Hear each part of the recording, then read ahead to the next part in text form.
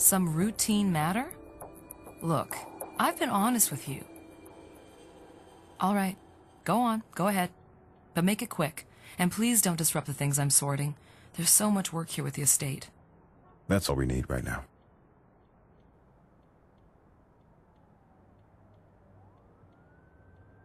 Wakeman vodka. That's the victim's brand.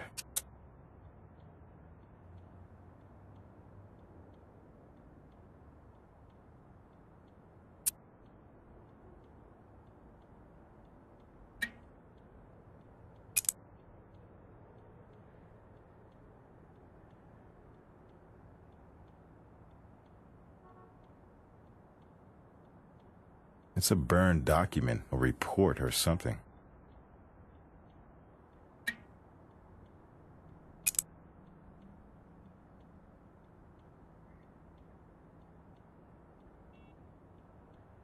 Now here's something Gris would love. Blowfly larva. Body fluids could have been cleaned up, but not before this little guy got himself out of the way. Little fella might be our new best friend.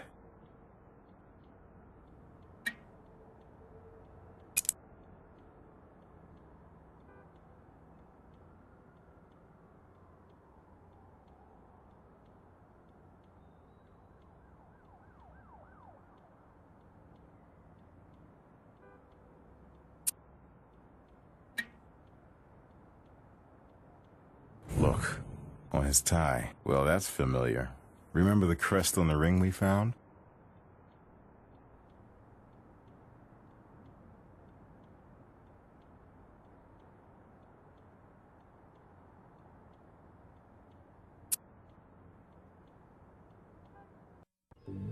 Hey.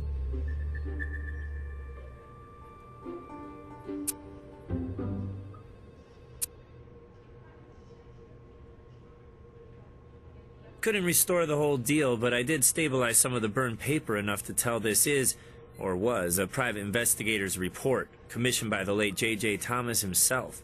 Trying to locate someone, it seems. Couldn't make out the name of the investigating firm, though. Even I'm not perfect.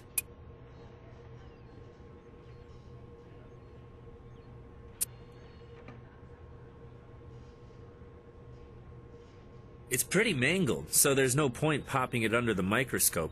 But here's the good news. We tried a new technique for analyzing blowfly contents, and guess what we found? DNA.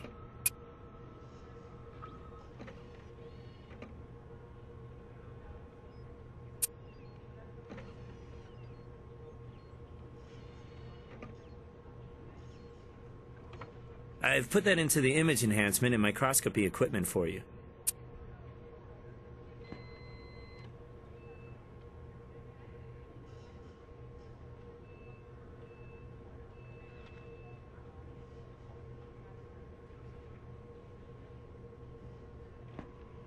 Same cat.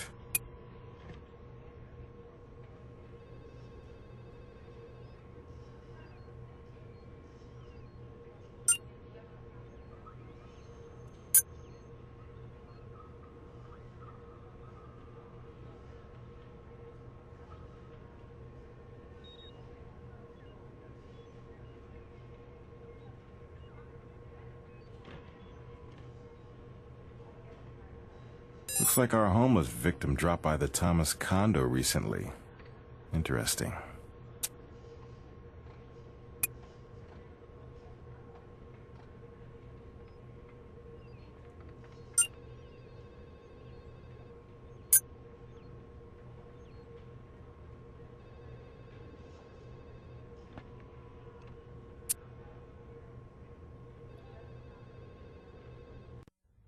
Need something?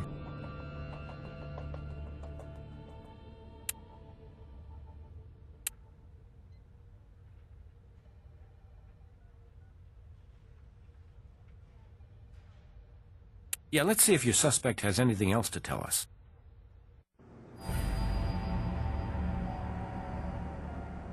Miss Thomas, certainly. Lovely young woman. She's the daughter of the late J.J. Thomas. Very distinguished industrialist. Ordered her favorite, asparagus omelette. She was dining with a slender man, About 5'10", 5'11", I'd say.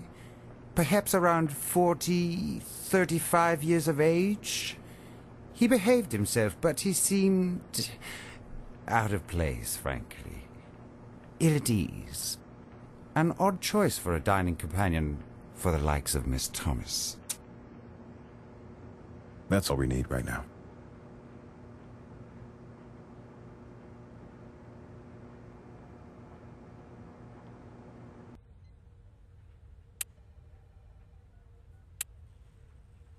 Claire Thomas spent time with our victim right around the time he was killed, and she had her dead father's wheelchair to cart a corpse around. This case is sounding solid. Let's invite her to our party.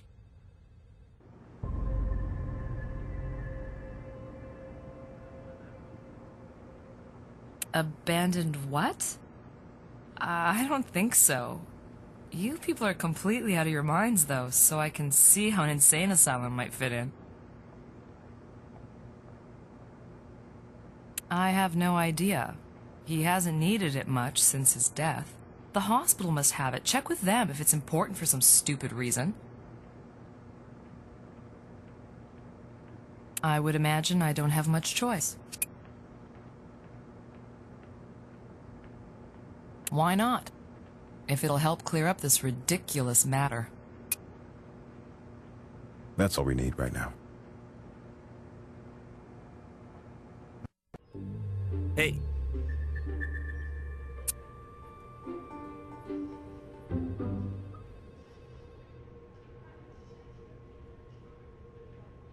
Hey, I scanned that print into the computer for you. I amplified and graphed that DNA of yours, scanned it into the computer.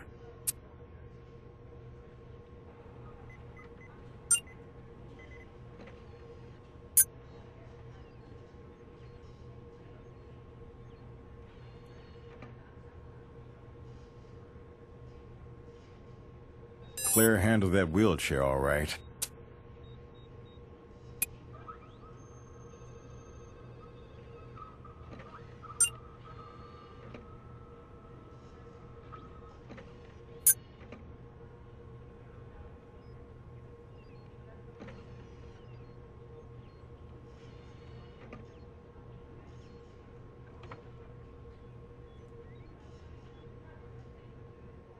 Claire Thomas, our indignant suspect.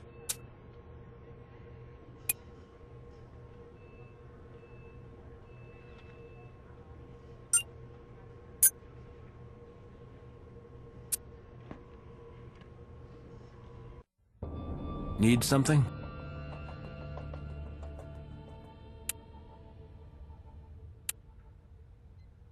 Yeah, let's see if your suspect has anything else to tell us.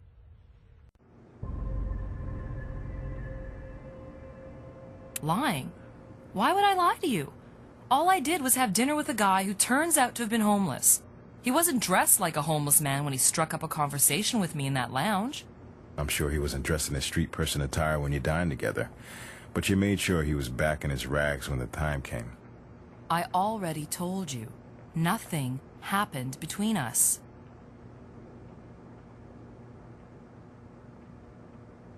How did that asylum go out of business with customers like you waiting to get in? Hey, roll out all the attitude you want, lady. You were in that asylum. Your fingerprints are on that wheelchair. Your father's wheelchair, which you used to dump the body. What a stunning piece of evidence. My fingerprints were on my father's wheelchair? However could they have gotten there? Well then, why don't you tell me how your DNA got on the victim's clothes? He was in your father's condo, Claire, shortly after you were having dinner with him. Right before his death. I don't buy your love connection. What's the real story? You're reaching. You don't have anything. You don't know a damn thing. Who is he, Claire? Or who was he? Or should I ask, why was your father so intent to find some homeless nobody? A nobody with your family crest on his ring. Why don't you come back when you've got your own theory?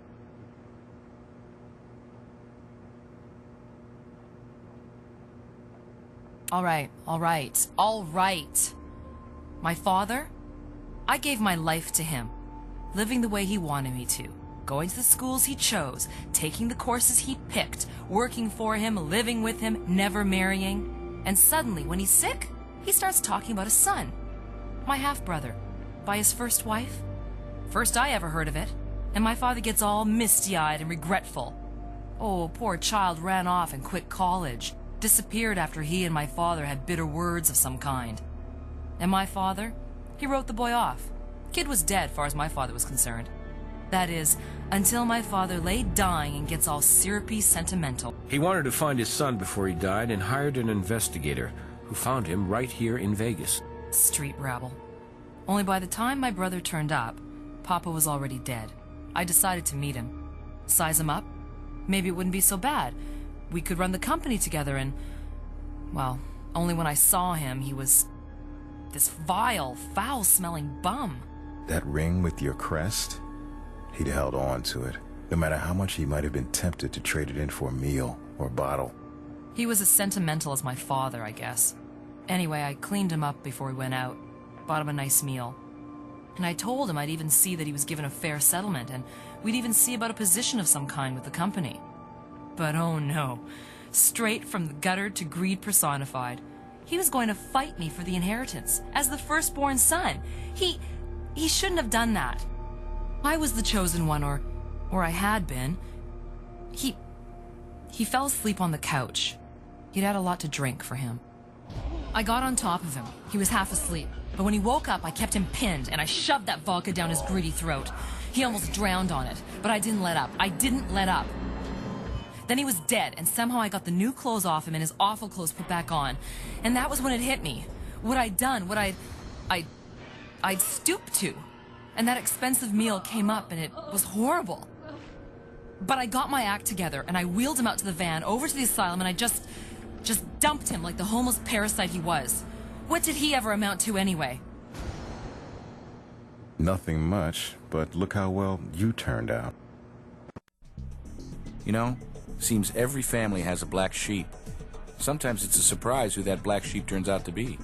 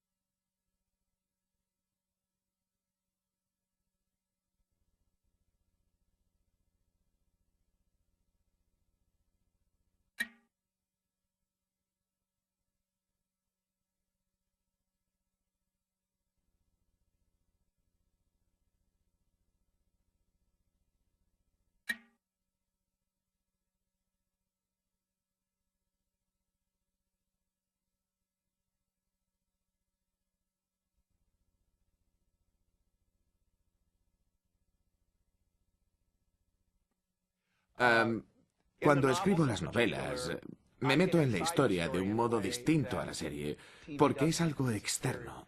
Sin duda, de todo lo que he escrito en CSI, el juego es lo más parecido a la serie de televisión, y tengo que decir que para mí es gratificante. Lo más complicado para mí al escribir los juegos era el hecho de que con los protagonistas del CSI, con los que aparecen en las novelas y los cómics y otras licencias, no podía oír a los actores decir los diálogos, así que me los imaginaba como si estuviera loco. Pero este juego me daba la oportunidad, estos dos juegos me daban la oportunidad de oír a William Petersen, Mark Hangelberger, interpretando mi diálogo. Y tengo tanto respeto por este reparto que suponía un gran reto para mí. En mi opinión, y esa ha sido mi perspectiva, era mejor incluir elementos del juego en un argumento real que intentar meter una historia real dentro de un juego. Era lo que queríamos conseguir, porque creíamos que era lo mejor. Es difícil crear algo que es las dos cosas a la vez. Y creo que una de las cosas más destacables de este juego es que consigue ese objetivo. Puede ser, al menos eso intento, una historia interesante por un lado y por otro, una experiencia de juego fantástica. Creo que esa es la razón por la que la gente quiere el juego CSI.